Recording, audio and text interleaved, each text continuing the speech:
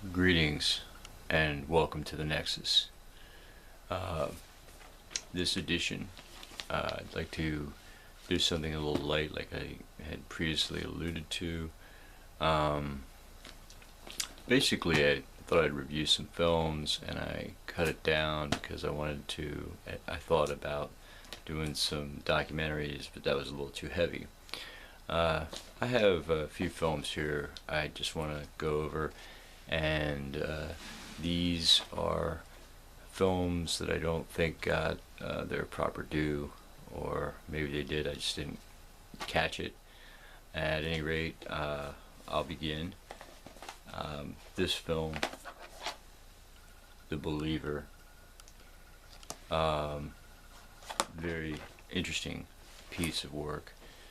I would say it, The Believer is about a young man, and it's loosely based on a true story, from what I understand, who is uh, Jewish, and he becomes a Nazi skinhead, and he hates who he is, but at the same time he is drawn to it, and he's trying to get away from himself, and he can't because he's actually being pulled into himself from the other direction. And it's a fascinating study in the split that it can occur within a single human being. And yeah, it's a really good movie, really interesting. So check it out, The Believer. Came out a couple years ago. Definitely worth a watch. Um, Next film, Lake Mungo. Um, this is a supernatural horror film set in Australia, and it's about a young woman who drowns, and uh, or that's the premise anyway. It goes through some twists and turns. I'm not going to get too into it toward the end, and it's a very creepy. It gets even more creepy because it begins when the family feels that their house is maybe experiencing some haunting by this young woman, and a psychic is brought in, and a lot of other things happen that, just when you think you got it down, another shift in the story occurs, and it's a very good film. Well, you know, check that out. Sticking with the horror film theme a bit, The Ninth Gate. This film is quite.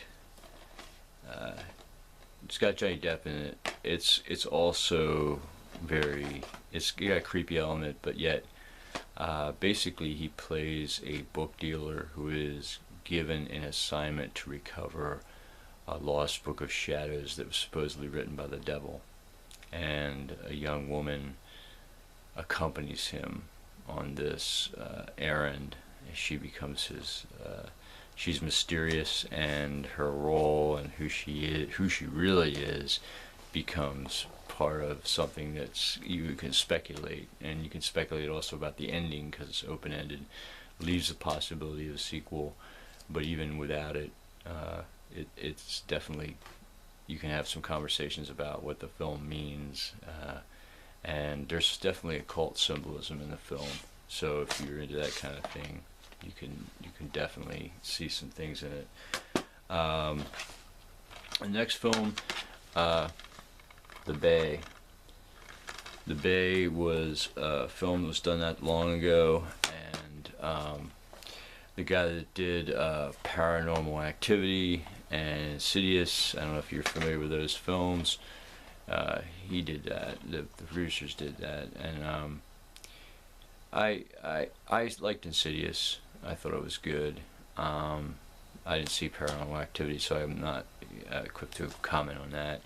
But The Bay is actually a very good film, and it has to do with what happens when ecology gets out of balance. And I think it could be a film that environmental activists could watch and see how humankind's activity has negative effects which come back on, which come back to bite them in the ass, I guess, so to speak. And so check that out. It's imaginative and it's all too possible in some ways. So anyway, the next film, I had alluded to this already, Kiss of the Damned.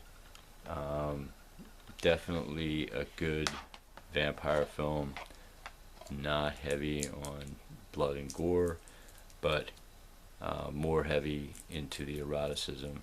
And it's about a writer who comes to this town. He makes eye contact with this woman who happens to be a vampire. One thing leads to another, and of course he gets turned. And there is connection between them, and there is love. And these vampires are all too human. They need blood, but there's also this need for emotional connection. And there's a lot. The music in it is awesome. I really like it. I kind of want to get the soundtrack. But yeah, it's an erotic film. Definitely a good date movie in some respects, I suppose. And I'm going to finish off with a bit of humor. Satan's School for Girls. Yeah, this film is a fun film. Cheryl Ladd, Kate Jackson, before they became Charlie's Angels and all that jazz. They go to the school for girls, and there's a little bit of, I can't explain it. It's like, they go to school, and the devil has, the school has a history of the devil being involved with it, and there being this coven there, and they're drawn into it, and it's fun, and the devil guy is really hilarious too. Anyway, check that out if you're just in the mood for just a campy horror film. It's great. That's it for now, and the next installment, maybe we'll take on the documentaries, a little bit of heavier stuff, some documentaries I think people should watch and will get a lot out of. Until then, I hope this video finds you well. Peace.